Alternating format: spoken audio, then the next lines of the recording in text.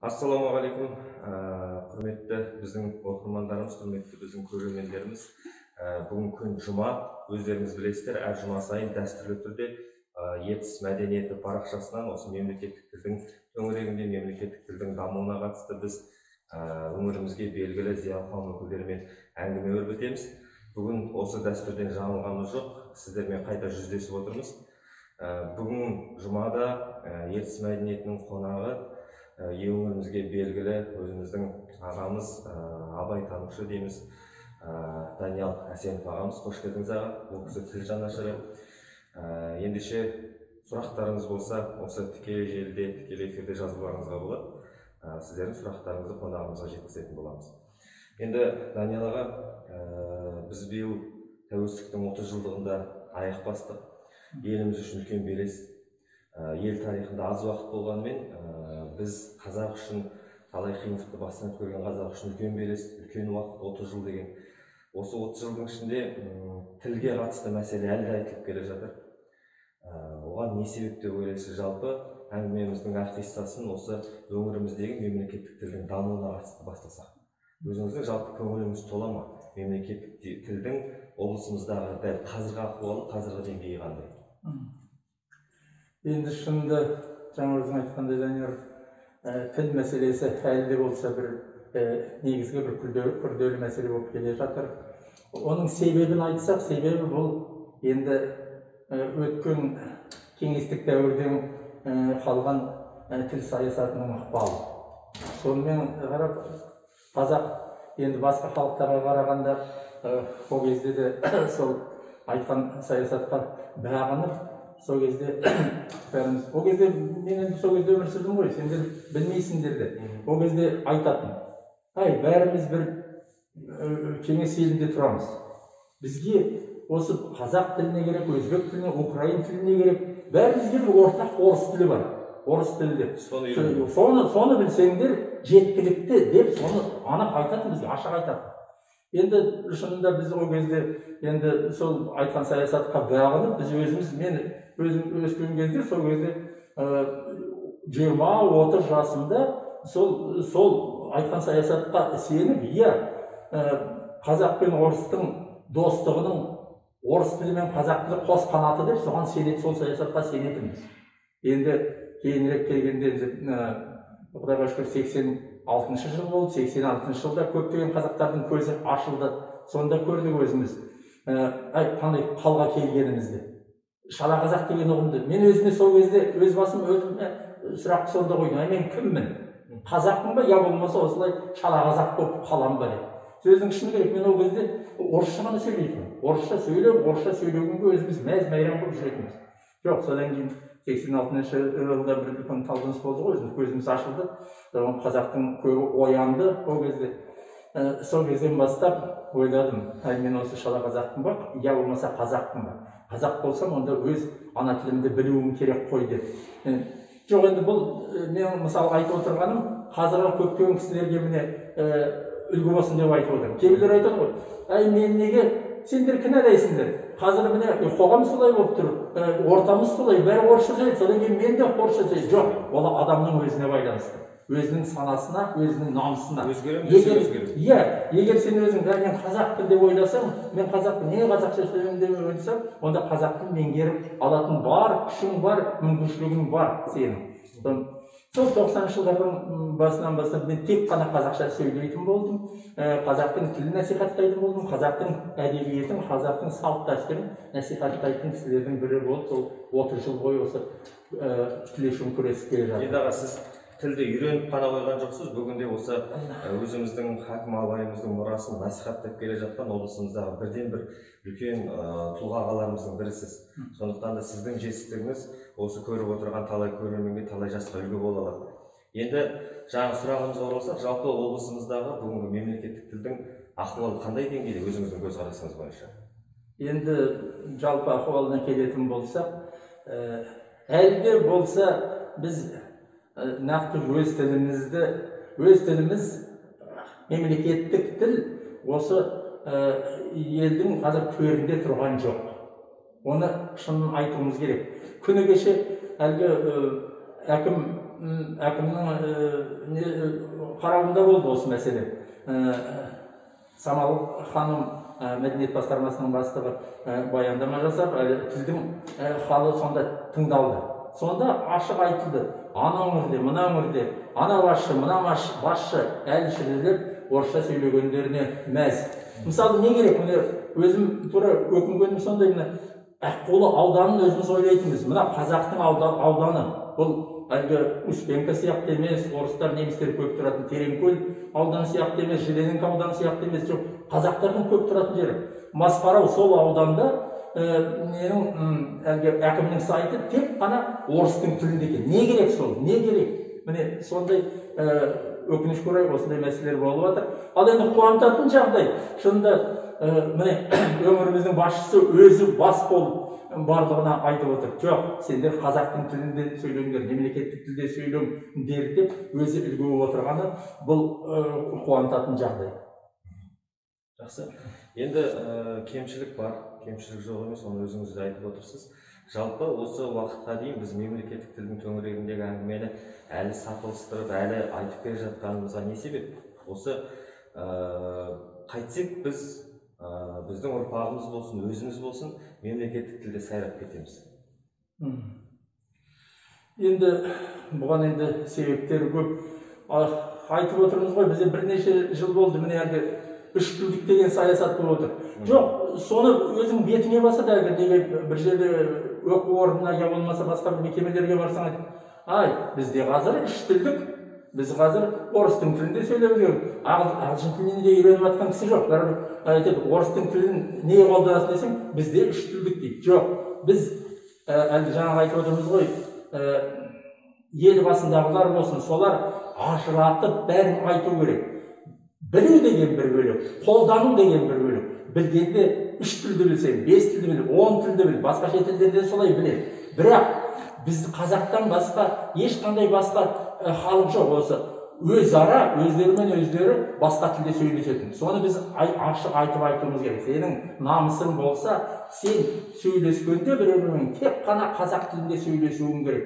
Қазақтар ғана емес, айтып отырмыз ғой, қазір біз Қазақстанда қазақстандықтар қоғамын құрдық деп. Қазақстандық болса, рахмет Құдайға шүкір, қазір көп басқа халықтың өкілдері де қазақша сөйлейді. Олар бізден қазір жүйрік сөйлейді. Ал қазақ өзіне әлгі мына орыстың тілін білгенді үлгі көреді. Ол орыстың тілінде сөйлейді. Жоқ, біз бәріміз де мемлекеттік тілде сөйлеуіміз керек. Бірақ жаңағыдай басшылық жағынан ажыратып оны айту керек. Қолдану мен білудің екеуі екі түрлі ұғым екенін. Тек сөйлескенде, бір-біріне сөйлескенде тек қана мемлекеттік тілде сөйлейді. Тіпті міне әлгі тілдер комитеті 10 жылда бір әлгі бағдарлама қабылдайды ғой.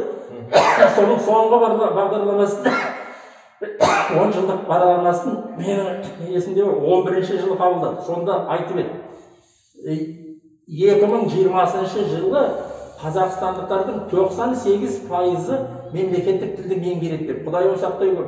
98% меңгерген мемлекетте не үшін сонда ұлтаралық тіл керек онда? Ұлтаралық тіл өзі мемлекеттік тілді бәрі біліп тұр. 2% мен. Сол 2% үшін біз тағы да бір басқа тілді ресми тіл деп санауымыз керек па? Жоқ. Қазір тек мемлекеттік тілге бәріміз көшсек, міне сол дұрыс болады деп ойлаймын. Демек, қазір осы мемлекеттік тілдің мәселесін ілгері жылжыту. Әрине, әлі де болса біздің заңдарымызда көптеген кемшіліктер бар. Соның бәрін орнына келтіруіміз керек. Өйтпесе болмайды. Тіпті басшылардың өздері үлгі болу керек, айту керек.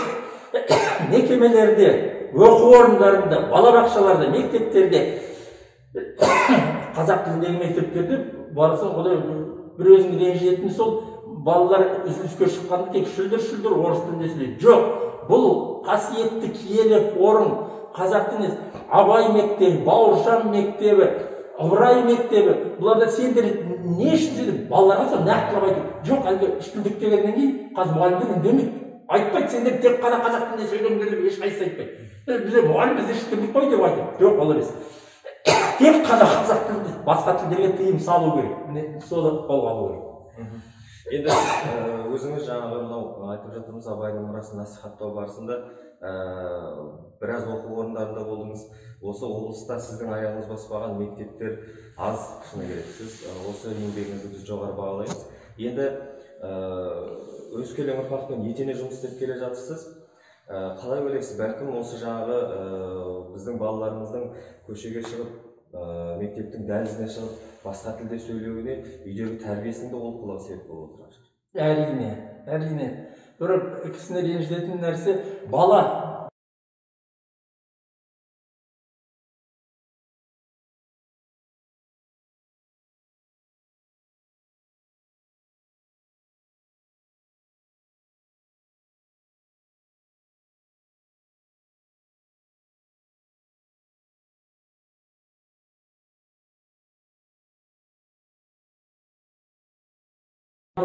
біздің рухымызға тән бір үлкен байлық болды.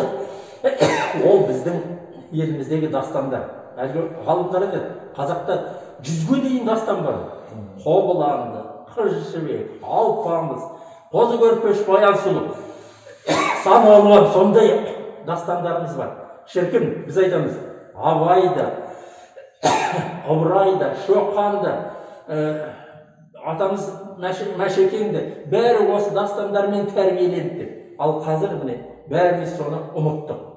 Ұмытқасын, міне сонымен кішкентай кезінен тәрбиеленген, одан нәр алған кісілер сондай ұлы болып шықты. Мен қазіргі кезде кейбір ақындарымыз, ғалымдарымыз сондай алып болып тұрмағанда мен содан көремін. Бұлардың тамырлары бір таяқ жерде жатыр.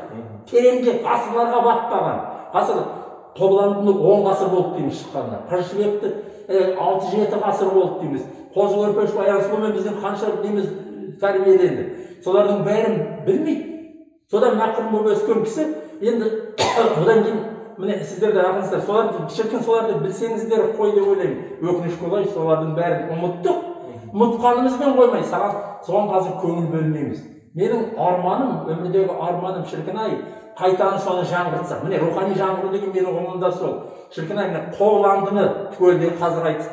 Ай, кеше бәрде мақтаныш көріп отырған Абай арнасында.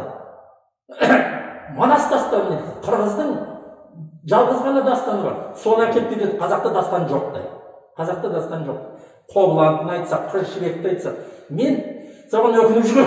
Қыз жібекті былай түгелдей білемін. Қобыландыны шіркін айтар едім.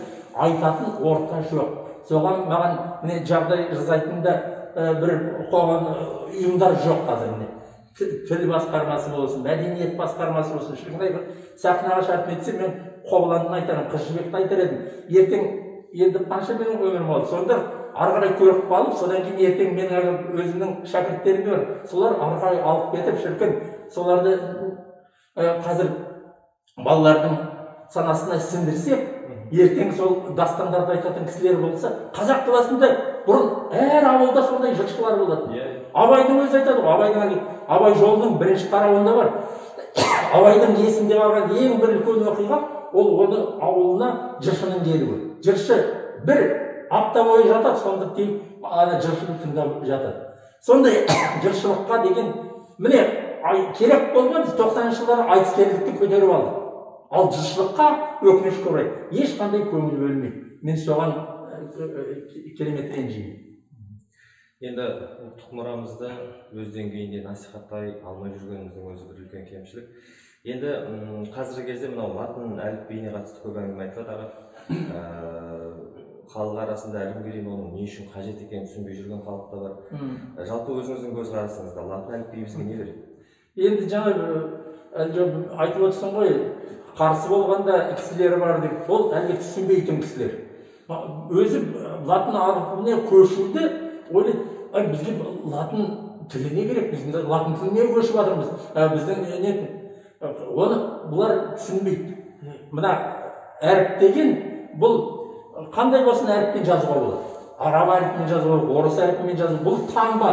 Әр тілде, қай тілде болмасын, қандай алфавитпен жазуға болады. Ода тұрған мәселе жоқ. Ал екінші мәселе, бұл қайдан кетті? Латын әрпімізді көктен алып отырғанымыз жоқ, елбасымыз жай айтып отырған жоқ. Бұл қазақтың тарихында 12 жыл бұрын болған нәрсе. 12 жыл. 29 жылдан кейін 41 жылға дейін болды. Бірақ сол кездегі кеңес үкіметі қазақ халқынан сұрамай бір күнде, қазір міне 10 жыл болды талқылап отырғанымыз. Қазір 38 жылға дейін ауыстырамыз деп отырмыз. Тағы да 10 жылдың ішінде. Сонда ал олар бір күнде ауыстырды. Бізден сұраған да жоқ. Ертеңінде айтты, сендер кириллицамен жазасыңдар деді. Ал оған көнбеген халықтар да бар. Грузия, армян, Балтық теңізінің жағалауындағы халықтар. Олар қабылдаған жоқ. Өз әліпбиінде қалды. Ал қазақ болса, осы кириллицаға көшті. Қазір солай надан қазақ айтып жүр. Біздің әрпіміз дейді. Қайдағы біздің әрпіміз? 41 жылы бізге осы жазып қойған әріп бұл кириллица. Екінші жағынан қарасақ, кириллица қазір көп жерде қолданбайды. Тек осы орыс елінде қолданбайды. Әлем бойынша. Қазақта ғана қолданады. Бұлай санап көрсек, араб әліпбимен жазатын, латын әліпбимен жазатын, одан бірнеше есе көп халықта. А кириллица өз бетімен қалып отыр. Қазір ешкімге керек жоқ кириллица. Сондықтан ана жылы осыдан бірнеше жыл бұрын елбасы айтты ғой, бұның бәрі керемет дұрыс нәрсе. Қазір біз латын әрпіне көшсек, басқа өркениетті елдермен бірдей боламыз. Бұрынғы ана Абайдың айтқаны сияқты. Абай айтып еді ғой, орыс тілін үйрендір, орыс тілді қазір бәрі сөйлейді. Рас, сол кезде солай болды, сол заманында солай болған, Абайдың заманында, 19 ғасырда. Ал қазір 21 ғасырда бәрі латын әрпімен жазылады, латын әрпінде бір-бірімен қатынасады. Сондықтан латын әліпбиін бұл дұрыс нәрсе. Сондықтан латын әліпбиімізін білуіміз керек. Жаңа елбасы деп айттым ғой, елбасы осы жуырда ғана айтты. Біз латын әліпбиіне көшуіміз бұл біздің түркі халықтарымен одан жақындасуымыз деді. Жақындасуымыз. Енді одан да жақын боламыз міне түркі халқымен. Басқа Әзербайжанда қазір міне өзбекті бәрі латынға көшті ғой. Бәрі құтылып жатыр кириллицадан. Сондықтан біздің көшкеніміз бұл бір қадам алға жылжығанымыз болатын. Латиницамен сөйлеуіміз. Ол дұрыс нәрсе. Енді жаңағы өзгелер өсіп жатқан қоғамда сіздің де балаларыңыз, сіздің де немерелеріңіз өсіп жатыр. Өзіңіз үйде балаларыңызға, немереңізге осы мемлекеттік тілге болсын, ұлттық тәрбиеге болсын келгенде қандай ақыл кеңес айтасыз? Енді кімге де болса айтатын, енді білмеймін, кеңестерге, қазір мына желідегі кісілерге айтып отырсың, мен үйде айтқанда айтамын, балам-ау, сен өзі қазақсың ба, орыссың ба? Жоқ ата, мен қазақпын дейді, немере ғой. Жоқ ата, шын айтасың, жоқ мен қазақ. Қазақ болсаң, онда қазақтың тілінде сөйлесіп, жай қарапайым сол айтамын, болды. Сен қазақ емессің бе? Иә, қазақ. Онда қазақтың тілінде. Жоқ, қазақтың тілінде сөйлесіп. Сондықтан әр ата-анаға айтатыным сол. Сен балаңның өзіңнен сұра. Бірінші мен айттым, мен бірінші өзімнен сұрадым. Мен қазақпын ба, қазақ қалам осылай деп. Сен де осылай өзіңнен сұрауың керек. Осылай орыс тілінде шүлдірлеп қалам ба? Біреуде жат тілде, бөтен тілде бізде. Я болмаса өзінің ата-бабаңнан қалған қазақтың тілінде сөйлесесің. Я балаңнан да солай сұрауың керек. Сен қазақсың ба балам? Я болмаса осылай шала қазақ болып қаласың ба деп сұраңдар. Осы міне ең негізгі сұрақ қазіргі заман. Бәрекелді. Рахмет аға, осылай уақыт бөліп, көңіл бөліп келгеніңізге, біздің оқырмандарымызға, тыңдармандарымызға біраз тұшын дүние айтқаныңызға сізге ризамыз. Осы ұлттық мұрамызды насихаттау жолындағы сіздің еңбегіңіз әрі қарай жалғаса берсін деген тілектестік білдіргім келеді. Құрметті ертіс мәдениеті парақшасының көрермендері, оқырмандары, біз сіздермен келесі жұмаға дейін қоштасамыз. Бұл бағдарлама төңірегінде мемлекеттік тілді құрметтейік, қазақ тілінің біздің басты құндылығымыз екенін ұмытпайық. Қоғам түзелсе, осы мемлекеттік тіл төңірегіндегі барлық мәселелердің де түзелетінін есімізге сала отырайық.